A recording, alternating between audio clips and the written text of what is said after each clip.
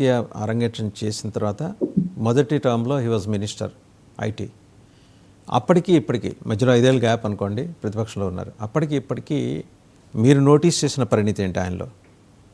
And మీరు anticipate చేస్తుంది ఏంటి తెలుగుదేశం? ఎందుకంటే మీ మీద జ్యోతుల్ నెహ్రూ గారు అసలు ఇక్కడ దాకా పీకల దాకా పెట్టుకొని ఉన్నారు. 1983లో అన్నగారు పార్టీ పెట్టినప్పుడు కమ్యూనిస్ట్ని ఎలాగ నలిపేసి వాళ్ళని 1-2 స్థానాలకు పరిమితం చేశారో, అంటే తెలుగుదేశం ఆ రోజు మనం చేసాం, ఈరోజు జనసేన మనల్ని చేస్తోందని ఆయన అన్నారు. నిజంగా జనసేన ప్యారలల్ మెకానిజం డెవలప్ చేసుకుంటుందా వాళ్ళు తెలుగుదేశం భయపడ్డట్టు? 40 ఏళ్ల పార్టీని మీరు ఎలా భయపెట్టగలుగుతున్నారండి? సార్, ముందుగా మీకు అలాగే ప్యానెల్లో ఉన్న పెద్దలకి 99 వీక్షకులకు అందరికీ నమస్కారం అండి. లోకేష్ గారు అంటే గతంలోకి ఇప్పటికి మీరు డిఫరెన్స్ ఏం గమనించారు అంటున్నారు. యువగళం పాదయాత్ర ద్వారా ఆయన ప్రజలకి మరింత చేరువుగా వెళ్ళడం ద్వారా ప్రజల యొక్క సాధక బాధకాలని ఆయన దగ్గరుండి చూడడం, వివిధ సంఘాలతో ప్రతినిధులతో మాట్లాడడం కానీ, వివిధ సామాజిక వర్గాల ప్రజలతో మమేకం అవ్వడం కానీ, రాజకీయంగా ఆయన నిరంతర విద్యార్థిగా పరిణతి చెందుతున్నారన్నది మాత్రం అందరం గమనిస్తున్న సత్యం అండి. ఇదివరకు లోకేష్ గారి ప్రసంగాలకి ఇప్పుడు లోకేష్ గారి ప్రసంగాలకి చాలా మెచ్యూరిటీ వచ్చింది. చాలా ఆయన నేర్చుకున్నారు. చాలా భావోద్వేగాలకి లోను కాకుండా, అంటే ఇంతకు ముందు ఆయన ఒక యువరక్తం కావచ్చు, ఆవేశం కావచ్చు, అటువంటివి ఏమీ లేకుండా ఇప్పుడు చాలా నిదానంగా ప్రశాంతంగా చాలా ఒక వరవడిలో చంద్రబాబు నాయుడు గారి దగ్గర ఆయన నేర్చుకున్నది కావచ్చు, ఆయన పార్టీ శ్రేణులతో నేర్చుకున్నది మమేకమైంది కావచ్చు, చాలా పరిణతి అయితే కనిపిస్తుందండి. అలాగే మీరు జ్యోతుల్ నెహ్రూ గారి విషయం ప్రస్తావించారు. జ్యోతుల్ నెహ్రూ గారు కానీ ఇటు టీడీపీలో కానీ అటు జనసేనలో కానీ కొంచెం పొత్తుని విభేదించే వాళ్ళు, పొత్తు చెడిపోతే బాగుంటుంది అనుకునే వాళ్ళు, కొంచెం పార్టీ లైన్ దాటి మాట్లాడే వాళ్ళు కొద్దిమంది ఉంటారండి. అందులోనూ ఉంటారు, ఇందులోనూ ఉంటారు. బట్ ఏదైతే అధినాయకులు కానీ, ముఖ్యమైన పార్టీలో ఉన్న ముఖ్యమైన నాయకులు కానీ, కార్యకర్తలు కానీ, మా అధినేత మాటే శాసనం అని అటు టీడీపీ కానీ జనసేన కానీ ఒకే పందా మీద, ఒకే మాట మీద, ఏదైతే పొత్తు ప్రకటించిన రోజు నుంచి ఈ రోజు వరకు కూడా మేమందరం ఒక మాట మీదే నడుస్తున్నాం. ఎందుకంటే ఫ్యూచర్ లో ఇంకా రాబోయే ఎలక్షన్స్ లో కూడా ఒక్కటిగా కలిసి పని చేయాలి, ప్రజలకు మంచి చేయాలి. నిన్న చంద్రబాబు నాయుడు గారు ఒకటి చెప్పారు, మనం సగం వరకు అభివృద్ధి చేసినవి మళ్ళీ మనం కనుక అధికారం నుంచి వెళ్ళిపోతే మళ్ళీ పనులు సగం ఆగిపోతున్నాయి. కక్ష సాధింపు చర్యల్లో భాగంగా రాష్ట్ర అభివృద్ధి కుంటుపడుతుంది. కాబట్టి ఒక సుస్థిరమైన పరిపాలన, ఒక సుస్థిరమైన అభివృద్ధి కావాలంటే ఖచ్చితంగా ప్రభుత్వం సుస్థిరంగా ఉండాలి. అదే ప్రభుత్వాలు మళ్ళీ రిపీట్ అవుతుంటే కనుక అభివృద్ధి కొనసాగుతుంది, మధ్యలో బ్రేక్ రాదు అని చెప్పి స్పష్టంగా చెప్పడం జరిగింది. అంటే కూటమి నాయకుల్లో ఒక స్థిరమైన ఆలోచన ఉంది, ప్రణాళిక ఉంది. ఏదైతే అమరావతి కానీ పోలవరం ప్రాజెక్టులో రివర్స్ టెండరింగ్ తీసుకోవడం ద్వారా ఎటువంటి అవకతవకలు జరిగినాయి, అక్కడి వరకు సగం వరకు జరిగిన నిర్మాణాలు ఏ విధంగా వరదల్లో కొట్టుకుపోవడం అందరం చూసాం.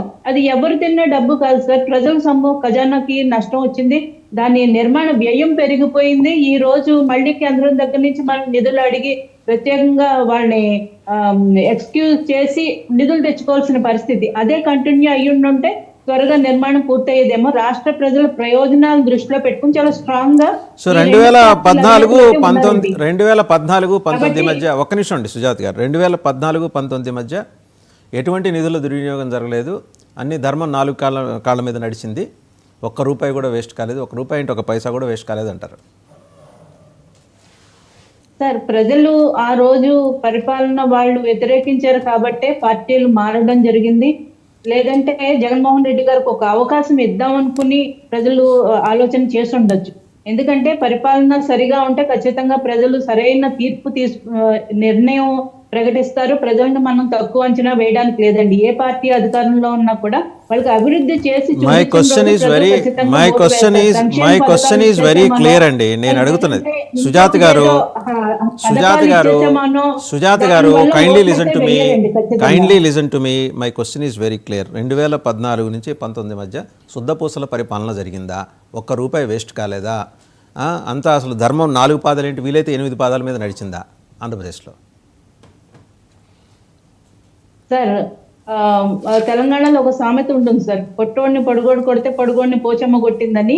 అంటే అవినీతిలో కూడా కొద్దిపాటి అవినీతిని ఇంకో భారీ ఎత్తులో అవినీతిని ఈ విధంగా ప్రజలు మేబీ బేరీజ్ వేసుకుని ఉండొచ్చు, అంచనా వేసుకుని ఉండొచ్చు. అప్పుడు ప్రజలు ఏదైతే 2014 నుంచి 19 విషయంలో కొంచెం అవినీతి జరుగుతుందని ప్రజలు భావించి తెలుగుదేశాన్ని కానీ అప్పటి ప్రభుత్వాన్ని దింపేయడం జరిగింది. దాని తర్వాత వచ్చిన జగన్మోహన్ రెడ్డి గారు దానికి మించి అంతకు మించి అసలు మొత్తానికే వీళ్ళు దోచేస్తున్నారు, అడ్డగోలుగా దోచేస్తున్నారు. ప్రజలకి మాన ప్రాణాలకి కనీసం వారి సొంత ఆస్తులకి ప్రాణాలకు కూడా రక్షణ లేని పరిస్థితి వచ్చింది అని చెప్పి భావించే ప్రజలు ఈ రోజు 151 సీట్ల నుంచి 11 సీట్లకు తీసుకొచ్చారంటే ప్రజల తీర్పు చాలా స్పష్టంగా ఉందండి. జగన్మోహన్ రెడ్డి గారి పరిపాలనలో సంక్షేమ పథకాలు నేను అడిగింది 2014-19 మధ్య మేడం నేను ఫిజిక్స్ పేపర్ ఇస్తే మీరు మ్యాథమెటిక్స్ ఆన్సర్ చేస్తున్నారు. My question is very clear. నాకు దానికే కన్ఫైన్ అయ్యి సమాధానం చెప్పండి. నేను సంక్షేమ పథకాలు అందించినా కూడా ప్రజలు ఎందుకు మమ్మల్ని ఓడించారు అని జగన్మోహన్ రెడ్డి గారు చాలా బాధపడడం జరిగింది ప్రెస్ మీట్ లో.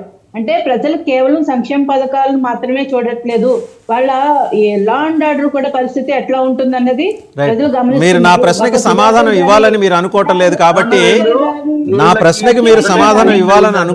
కాబట్టి నేను మిమ్మల్ని ఏమి పెద్దగా ఒత్తిడి చేయను. సుజాత గారు దయచేసి నన్ను వినండి. నా ప్రశ్నకి సూటి